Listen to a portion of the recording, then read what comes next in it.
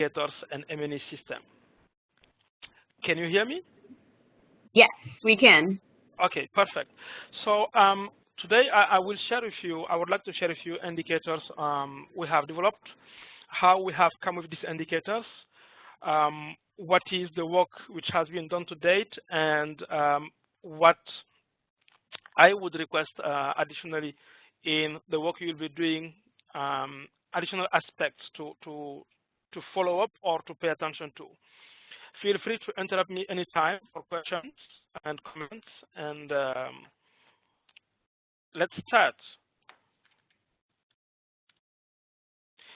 So I'm pretty sure that you have been already presented our new baby, the CARE 2020 Prom Strategy, who is almost now 3 years old now. We have in, before 3 years ago, CARE members have almost each his own strategy, his own outcome areas, even if we had some overlapping areas, but we didn't have a centralized single strategy and a single system to work around it. So this strategy is really for us a strong document or element of our work now, as it has brought all the CARE family into one single Prom strategy, articulated around 4 big outcome areas. Sorry, my Skype is popping up too much. So we have food and nutrition security with a target of 50 million by 2020. We have humanitarian assistance with a target of 20 million people by 2020. We have sexual and reproductive health and life free of violence for women. And then we have women economic empowerment with respectively a 100 million target and a 30 million target. I will focus essentially around the food and nutrition security one today. And for the food and nutrition security, CARE USA and CARE USA is leading the outcome area on behalf of the Federation, and CARE Canada is supporting the work CARE USA is leading. We have developed a theory of change, which is articulated around 4 key technical pillars. So agricultural systems. By agriculture, we understand any productive activity. It can be farming, livestock, aquaculture or fisheries, or any agrosystems involved in a production system. We have a second pillar around sustainable economies. So this is everything related to market linkages, income generating activities, both off and on farm, but also any activities in relation to financial inclusion and small and medium enterprises development. The third pillar is around nutrition. This is essentially nutrition sensitive agriculture, and the food security pillar around utilization. How best you can use the food available staples to prepare a balanced diet food for you, for your family, but also taking into account the specific needs of particular people such as pregnant and lactating women and children under 5 who have very specific dietary needs. And then the last one is humanitarian assistance or humanitarian action. This is mainly around food assistance. We have so many sectors under humanitarian assistance coming from, starting from food security up to livelihoods, going to water and sanitation, NFIs and shelter. But in this part of the food and nutrition security, we'll be focusing mainly around the food assistance space. So each of these pillars will be approached using CARE approach. So we have governance, gender equality, and resilience.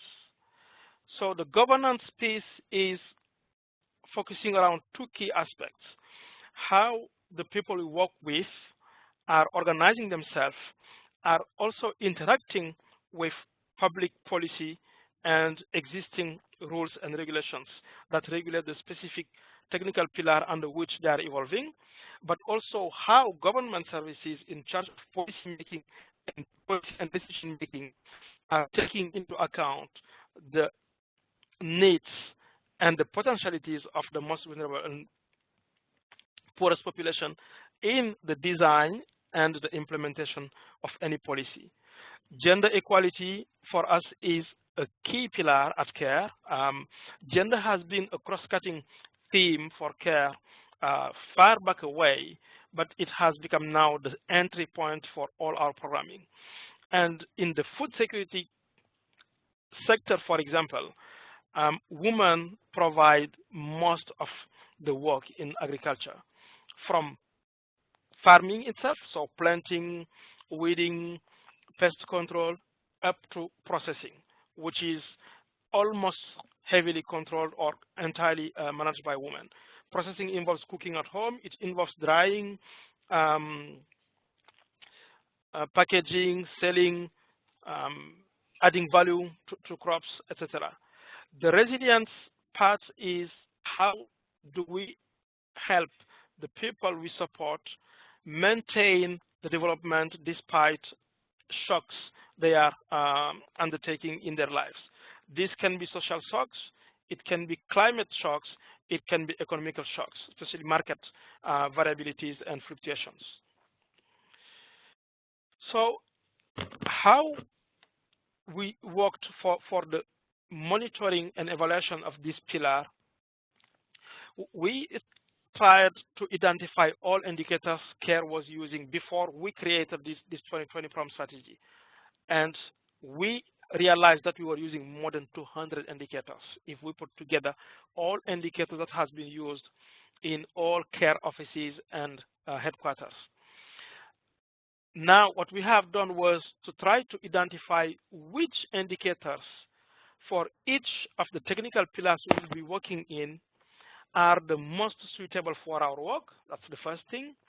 The most commonly used by our partners and all multilateral and state government services, including donors, but which one will help us also tell the story as our contribution towards the global targets. And we then mapped these indicators against the Sustainable Development Goals indicators, the SDGs, and tried to pick those indicators which are the most appropriate to our work, the one which is used by state governments, donors, but also the multilateral and the United Nations systems mainly. So under each pillar, you can see a red number at the top. So for agricultural systems, we have come with 5 indicators under the sub-level indicators, because we have also global indicators. So the sub-level indicators are mainly output indicators. And the global indicators, where we have 3, and the FNS and RRC indicators, these are the outcome level indicators. So under agricultural systems, we have 5 indicators. I will check later on with Corinne if you have already seen these or no. And then under nutrition, we have 6 indicators. Under the sustainable economies, we have 6 indicators. And under humanitarian action, we have also 6 sub-level indicators. Each of these indicators have been worked in close collaboration with other outcome areas. The humanitarian action indicators for food security have been worked in close collaboration with the humanitarian action outcome area. The sustainable economies indicators also have been very, very aligned with the women economic empowerment outcome area indicators, and the SMRH2 have been aligned with our gender work across all these 4 technical pillars. Moving forward, so I was mentioning that we were using 200 and more than 200 indicators in our work. The SDGs have in total 230 indicators, but for 17 different goals. Out of these goals, the work we have been doing was either to pick and work with indicators which are now conceptually clear, with a strong and finalized methodology, and have standards available for data collection, analysis, and storage, and the data is regularly produced by countries involved in global um, mechanism and frameworks. We have tier 2 indicators which have a clear methodology and concepts, which have standards for data collection and analysis, but we have data gaps over the world. So according to the classification from the SDG indicators, as of April 20th, 82 indicators out of the 230 are already running properly. 61 indicators are available, ready to be run, but the data collection is not carried out properly. And there is a tier 3 indicators which still need to be worked out. We have 84 indicators. And then we have a kind of a list of 5 indicators which are cross-cutting across all these tiers. What we have done in care, if we come back here, in total we have 26 indicators. Most of them are under tier 1 indicators. So the methodology is ready, data available, and indicators are run. In some of the tier 2 indicators, we are trying to work also with our partners in country to see how we can align our work with the leads of these indicators within the country. And on tier 3, one of the indicators around sustainability of agricultural systems, CARE is currently part of the global team experts working in shaping that. So we are trying to be part of this process internally in countries we work with, but also globally with the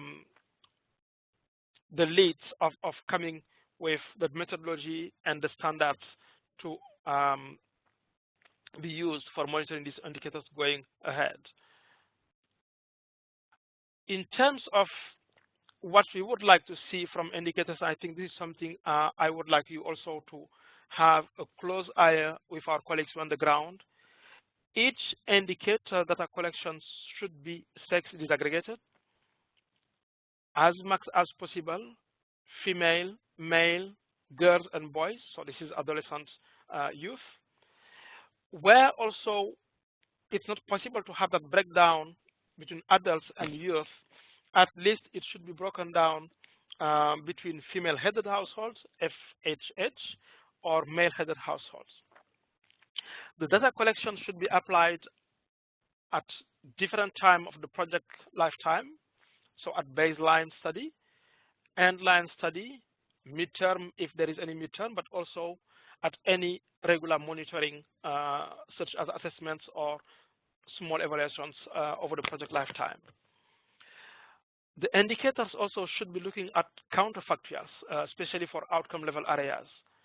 So what is happening for people outside the project area? How can we compare what we are doing with what is the situation out of our area and have any view beyond the project? I will give a quick example here. What we are having now in South Sudan, where we have been working in Eastern Equatoria, in the southern part of the country, this area was one of the most stable of the country until July 2016, when the fight started again or resumed between the government forces and the vice president, the former vice president forces. What we are seeing now in terms of achievement of our targets for outcome is completely stagnating. We are just moving our targets around 1-2% points, very, very far from our target. But if we compare that situation in the areas we were against just nearby areas where we are not, the gap is huge.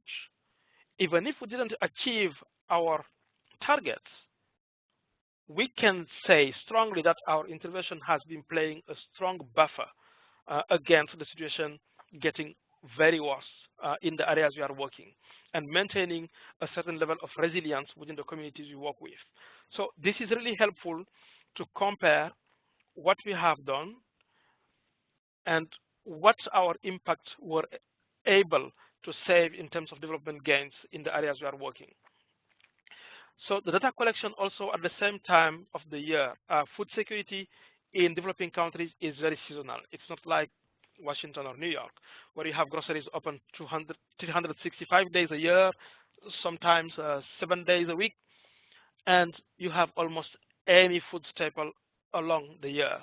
In these countries, people rely a lot on their own production and on their income, which comes from the production for accessing food. So depending on how the production cycle goes, their food access fluctuates over the year with periods of food scarcity and periods of food abundance. So if you have to collect data across a project lifetime, it is highly recommended that it is carried out at the same period to have the consistency of the situation to analyze across several years. Data quality should be also at the center. Colleagues have to pay attention to the appropriate tools, to the methodologies, to the standards for collecting and analyzing data, and make sure it is valid and can be aggregated with data collected from other countries or from other field offices in the same country. And in also collecting data, we need to pay attention to using international standards in terms of measurement.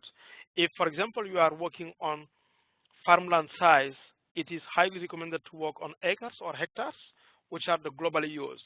If you are working on harvest quantification, it is highly recommended to go on either kilograms per hectare, if you're talking about the yield, or quintals per hectare, to make sure that we can tell the story besides all our programming. In most of the countries you will be deployed in, they have local measures. In South Sudan, they talk about Malwa, but there is a formula already documented for calculating the equivalence between local units and these international measurement units. Oops, come on, sorry. Now, in terms of additional aspects, we released this process last year, and we started the rollout this year with trainings. One has been already done in Nepal. A second one is taking right now, I think. Oh no, in Bangladesh is taking right now in Nepal or next week, and 2 more are to come in August and September, respectively in Ethiopia and in Bangladesh. What I really would like to invite you to support us on is to insist in colleagues or with our colleagues to gradually incorporate these global indicators into any new proposal development, but at the same time also to map their current indicators in ongoing projects and try to see where they can adjust, integrate, if there is any flexibility, these indicators into their systems. If no, at least they can know which are the standard indicators, which one are aligned with the global indicators, which we have approved now, and they can start documenting this into the reporting to peer system. The last aspect also I would like support from you on food and nutrition security indicators is insisting in countries that this system will require, or this M&E framework will require appropriate and adapted systems and structures for an optimum rollout and management of these new indicators. We have developed guidance notes for each of the 26 indicators. If not already shared with you, I will invite Corinne to share with you. And in each of these detailed guidance notes, we have a point or a section on systems and structures needed for this M&E tools and standards to use. I will stop here from now and welcome any question, comment.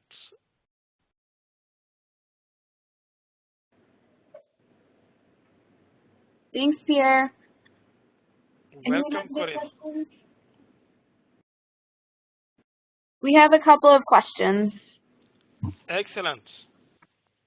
Hi, Pierre. Adna, I just want a little bit of clarification on the last point. You said talking about the developing systems and structures for rollout of the new indicators.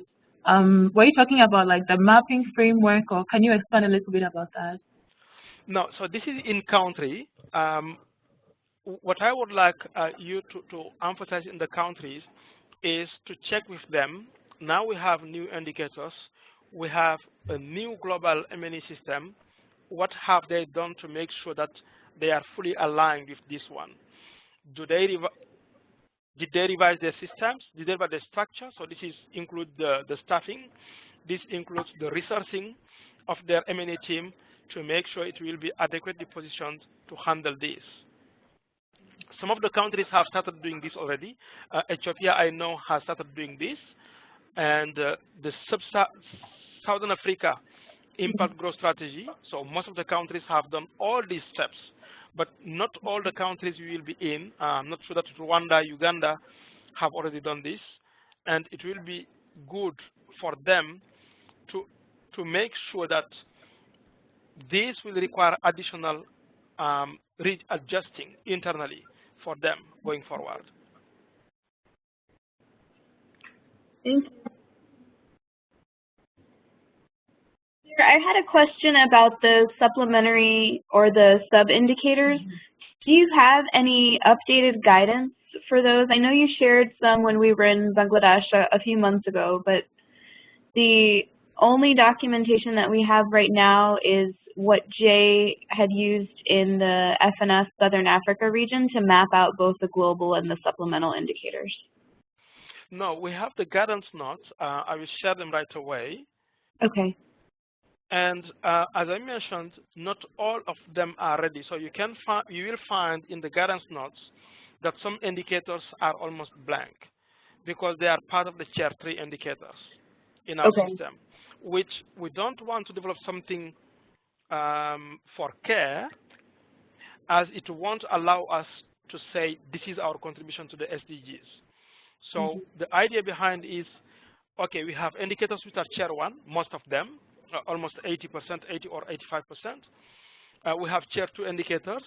And then the Tier 3, we are closely monitoring the progress with the custodian of those indicators and make sure whenever they are ready, we start either seeking training for our teams on them from the custodian of those indicators, or if we have internal resources, start running them in the system. So yeah, Corinne, I will share right away the final draft I have on the guidance notes. Okay, thank you. Yeah. We have another question for you. So going back to the supplementary indicators, and Tier 3, can you provide an example on what that would look like in a project for Tier 3? Okay, Tier 3. Let me just open. Let me open this one. I think it will be more easier. The indicators we have. 1 second.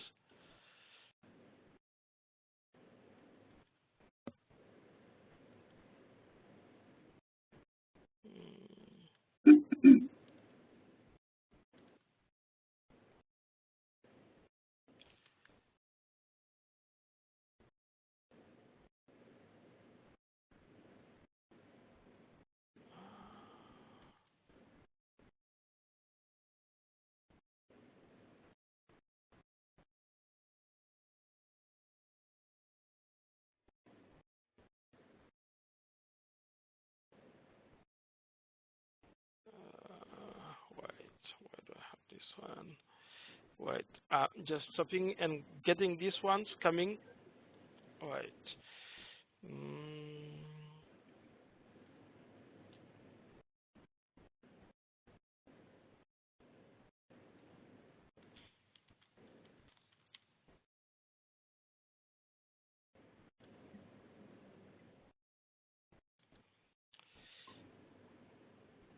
Okay, here we go.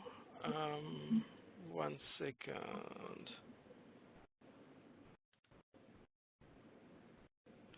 Okay, so this is the detailed sublevel indicators. Let me open it fully. A chair 3 indicator. So this one, so I have classified them by technical pillar or domain. This one is a chair 3 indicator, for example. We are right now contributing to this with FAO. FAO is the custodian.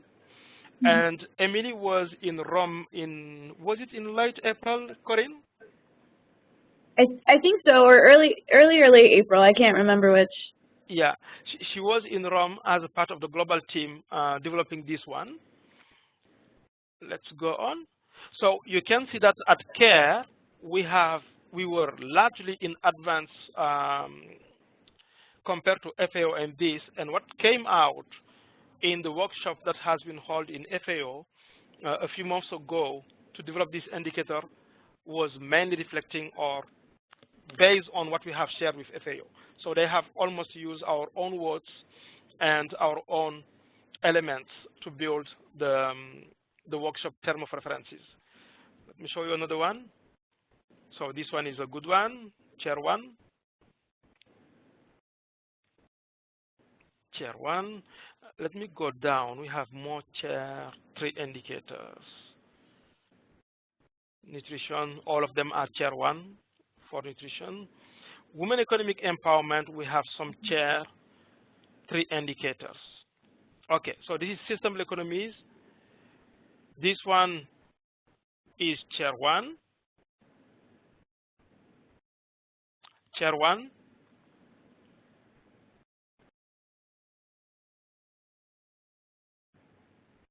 This is a chair 1.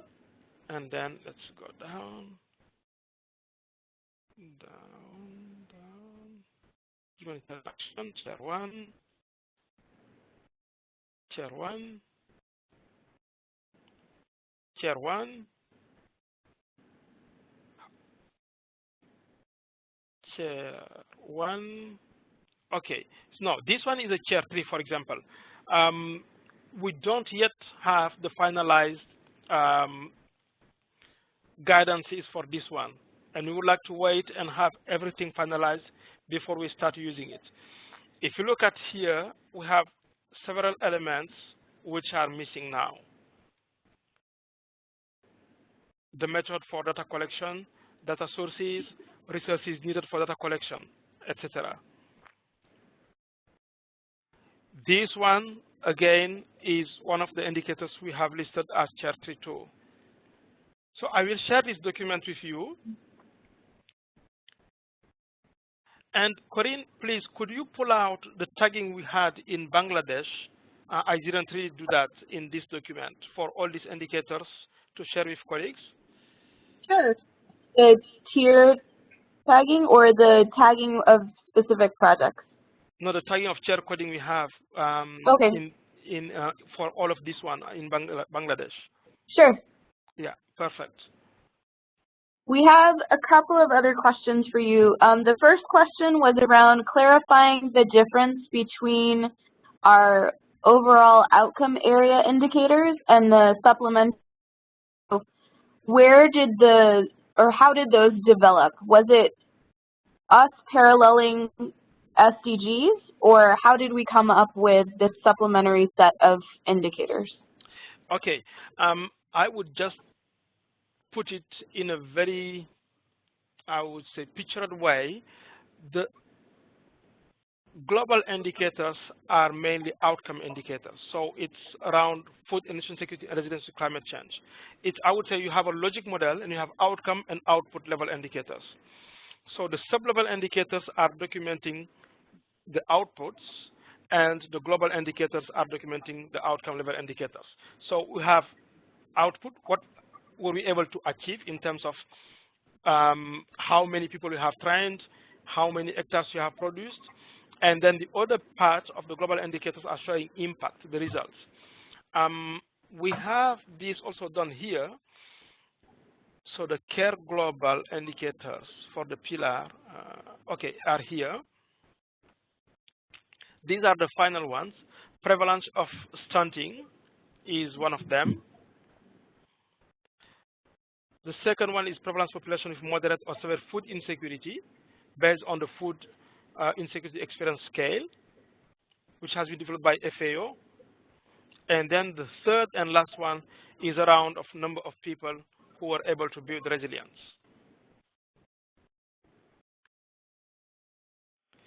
All of these indicators are aligned also with the SDGs indicators. Does that respond to the question? Yes, thank you. And we have another question. Okay, same question. So here, thinking back on last year being the first year that we did some of the outcome level information for the global indicators, do you have any tips or recommendations when either introducing or refreshing people on the global indicators and on the peers process?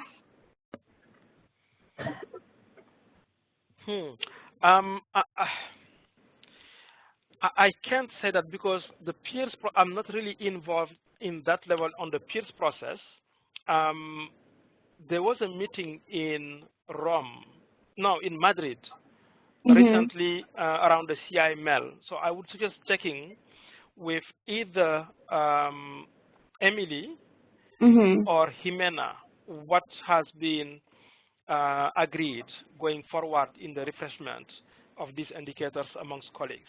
What I can say in terms of timeline, these are impact indicators. So it's not something you can have on a monthly or a yearly basis. So I would see this being documented at least at midterm out, let's say if you have a 5-6 years project at midway or end line documentations, instead of having it on a yearly basis, because we won't see that change or that significant change on a short period at outcome level. But I don't know what has been discussed in Madrid a month ago, I think. Okay, yeah, we didn't go into every outcome area in detail. And then Jimena gave a presentation a couple of days ago on the peers data collection process for 2017. And Jay also provided some examples from FNS from the Southern Africa region. Okay. Any other questions? No?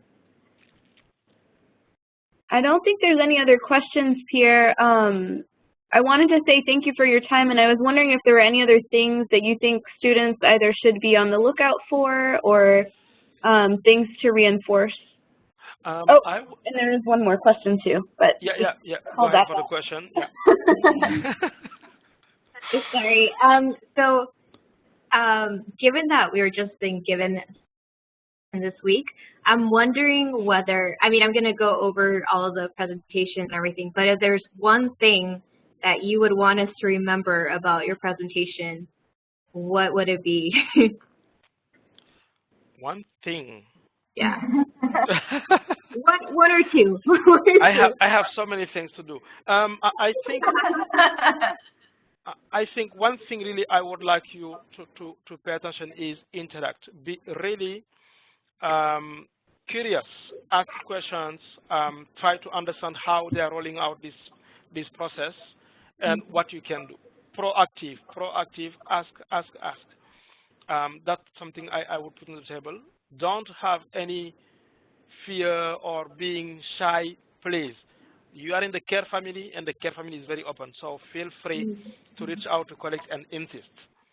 Corinne, I don't know if there is any plan for, I would say, 1 or 2 calls with our colleagues who will be in countries just to hear from them how the work is going, but I would really appreciate having a call sometime after a month or a month and a half to just hear from them what are the challenges, what they are excited about, what they would like to see as support from us with our colleagues to make their life easier and their support more efficient for us. Yeah, that sounds great. I think I've had different levels of communication with each of the different country office points of contact right now, and we've talked about either doing weekly or bi-weekly Skype calls and emails just to get an idea of how things are going, and that is both on the student side and the country office point of contact side. Excellent. If there are specific questions on the FNS indicators, please let me know. I'd be happy to chat and reflect with colleagues on what is better to do to take their work forward. Okay, great, thank you. And we went through the activity that we did in Bangladesh yesterday. So I shared some of the photos that we took when we were going through and mapping out the different indicators. Excellent. How was it? I think it was okay. The pictures were kind of small, and we didn't get to do the activity here, but it's just one of the tools in their toolbox that they can use when they go. Oh, okay. Excellent. Yeah. Excellent. And please feel free, and I would say don't hesitate. Bring your ideas on the table, in addition of being curious. So challenge, question, suggest. Pierre. Yes. Thank you so much, and have all very productive and pleasant stay in all of our country offices. Great, thanks. Take care, Pierre. Thanks. Bye-bye. Bye.